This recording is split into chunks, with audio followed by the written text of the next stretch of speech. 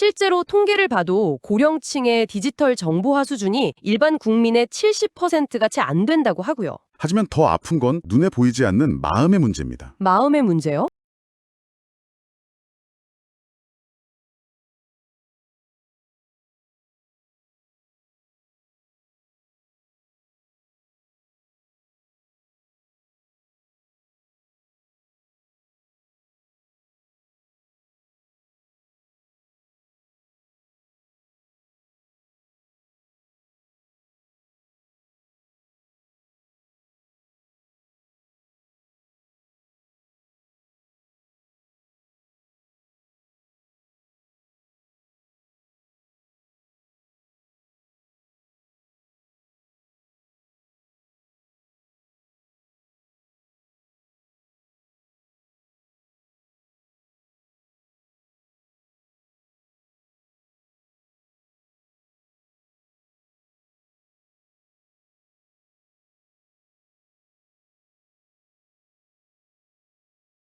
오늘 우리가 함께 분석해볼 자료들은 꽤 흥미로운 질문에서 시작합니다.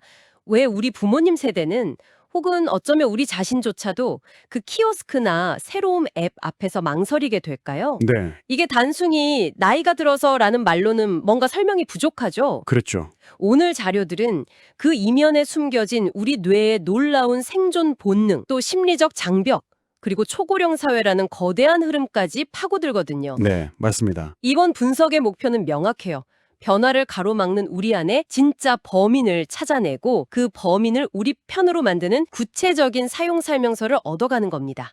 자, 그럼 한번 시작해 볼까요? 네, 이 자료들이 정말 흥미로운 게 보통 시니어 세대를 극복해야 할 문제로 보는데 그게 아니라는 거예요. 아, 오히려 해결의 열쇠를 준 주인공으로 본다는 점이죠. 모든 이야기는 하나의 대전제에서 출발합니다. 새로운 것을 피하는 건 게으르거나 능력이 부족해서가 아니라는 것. 아니 뭔가요, 그럼? 오히려 수십만 년간 인류의 생존을 도왔던, 그러니까 우리 모두의 뇌에 탑재된 아주 강력하고 효율적인 본능 때문이라는 겁니다. 그 본능. 아, 바로 오늘 이야기의 핵심인 인지적 구두쇠군요. 네, 맞습니다. 처음 들었을 땐 굉장히 재밌는 표현이라고 생각했어요. 네. 뇌가 구두쇠라니 이게 정확히 어떤 의미인가요? 우리 뇌가요, 몸무게의 2%밖에 안 되거든요. 네, 그렇죠. 근데 우리가 쓰는 에너지의 20%를 혼자 다 써요. 거의 뭐 에너지 먹는 하마죠. 와, 20%나요. 엄청나네요. 연비가 아주 안 좋은 기관이군요. 최악이죠. 그러다 보니 뇌는 생존을 위해서 본능적으로 에너지를 아끼려는 초절약 모드가 기본값으로 설정되어 있습니다. 아하. 인지적 구두쇠는 바로 이 뇌의 지독한 에너지 절약 본능을 말하는 겁니다. 새로운 걸 배우는 건 에너지가 엄청나게 드는 활동이니까요. 바로 그거죠.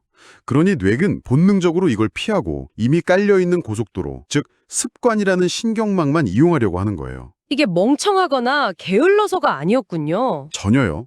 생존을 위해 극도로 똑똑하게 진화한 결과물입니다. 효율이라는 아주 그럴듯한 가면을 쓰고 있는 거죠. 그렇군요. 단순히 귀찮은 게 아니라 생존 전략이었다. 그런데 이 똑똑한 구두쇠 때문에 현실에서는 문제가 생기잖아요. 맞습니다. 가장 눈에 띄는 건 역시 키오스크 앞에서 주문을 못하거나 스마트폰 뱅킹 앱을 켜는 것조차 두려워지는 그런 외적인 문제겠죠? 네. 실제로 통계를 봐도 고령층의 디지털 정보화 수준이 일반 국민의 70%가 채 안 된다고 하고요. 바로 그 지점이죠.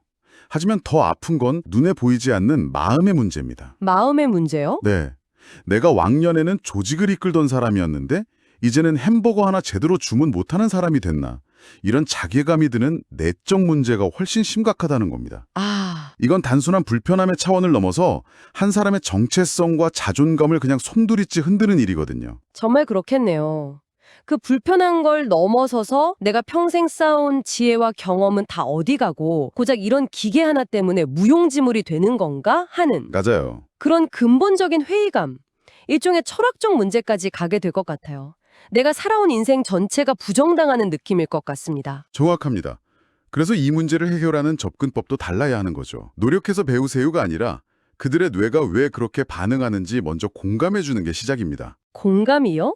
네, 어르신, 뇌가 늙어서 그런 게 아닙니다. 평생 성공해온 방식으로 똑똑하게 에너지를 아끼고 있을 뿐입니다. 라고 말해주는 거예요. 아, 변화에 대한 저항을 쇠퇴가 아니라 고도로 최적화된 효율성이라고 다시 정의해 주는 거군요. 바로 그겁니다. 그렇게 하면 굳게 닫혔던 마음의 방어벽이 조금은 열리게 되죠. 와, 그러니까 뇌가 나빠진 게 아니라 오히려 너무 똑똑해서 그렇다는 거네요? 굉장한 관점의 전환인데요. 네, 그러고 보니 자료에서 심리학자 레이몬드 카텔의 지능 이론을 인용한 부분이 굉장히 인상 깊었어요. 우리가 흔히 생각하는 지능이 하나가 아니라는 거죠. 맞습니다. 아주 중요한 포인트입니다.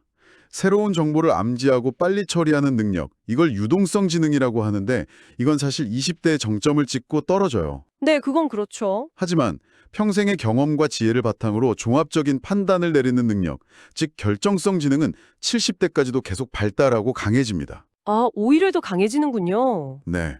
우리가 주목할 건 바로 이 결정성 지능이에요. 당신이 가진 가장 강력한 무기는 여전히 성장하고 있습니다. 라는 사실을 알려주는 것만으로도 큰 힘이 되죠.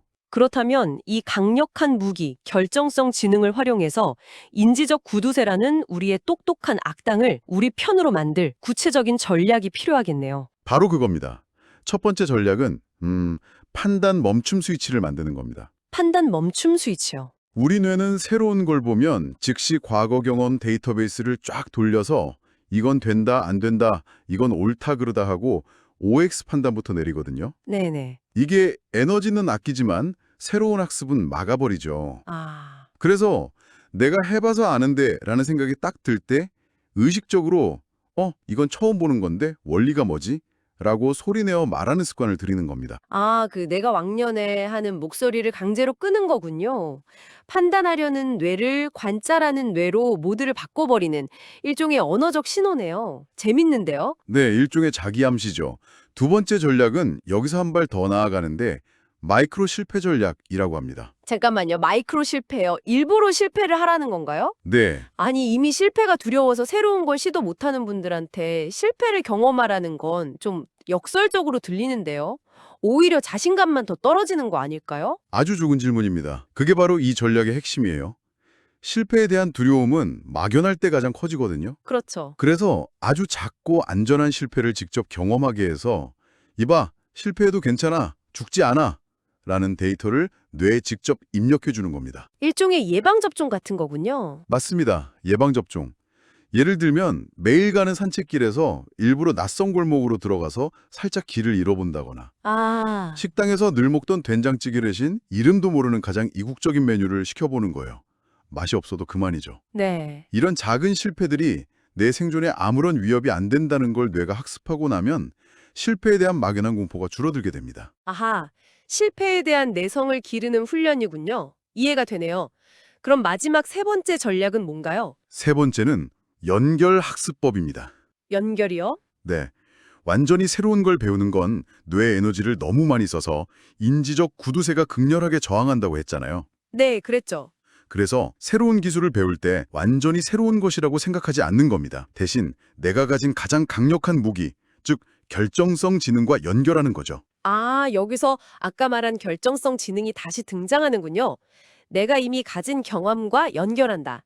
예를 들면 어떤 게 있을까요? 아주 좋은 비유가 있습니다. 챗GPT 사용법을 배운다고 생각하면 막막하죠. 네, 막막하죠. 하지만 이렇게 관점을 바꾸는 겁니다. 내가 왕년에 부하 직원들한테 명확하고 효율적으로 업무 지시 내리던 노하우가 있지. 이제 챗GPT라는 신입사원한테 내 리더십을 발휘해볼까? 라고요. 와, 이렇게 되면 뇌는 새로운 걸 배운다고 느끼는 게 아니라 이미 수십 년간 잘 닦아놓은 리더십이라는 신경망을 활용하는 거라고 인식합니다. 아, 뇌의 저항을 최소화하면서 새로운 기술을 자연스럽게 받아들이는 아주 현명한 방법이죠. 와, 정말 기발하네요. 새로운 기술 배우기가 아니라 내 경험의 확장으로 프레임을 바꾸는 거군요. 그렇죠. 그런데 이런 개인적인 노력만으로는 좀 벅찰 것 같아요. 개인이 아무리 애써도 사회 전체가 변하지 않으면 결국 한계에 부딪히지 않을까요? 맞습니다. 그래서 이 자료들은 개인의 심리를 넘어서 사회 전체의 시스템 문제로 시야를 넓힙니다. 네. 특히 삶의 문해력이라는 개념을 강조하는데요. 은퇴 후에 갑자기 주어진 하루 11시간의 자유, 그리고 제한된 생활비라는 조건 속에서 내 인생의 후반부를 어떻게 의미 있고 건강하게 설계할 것인가에 대한 그 총체적인 지혜를 뜻합니다. 아, 단순히 돈 관리나 건강 상식을 넘어서는 거군요. 훨씬 넘어서죠. 인간관계, 여가, 삶의 의미까지 아우르는 종합적인 능력인 셈이죠.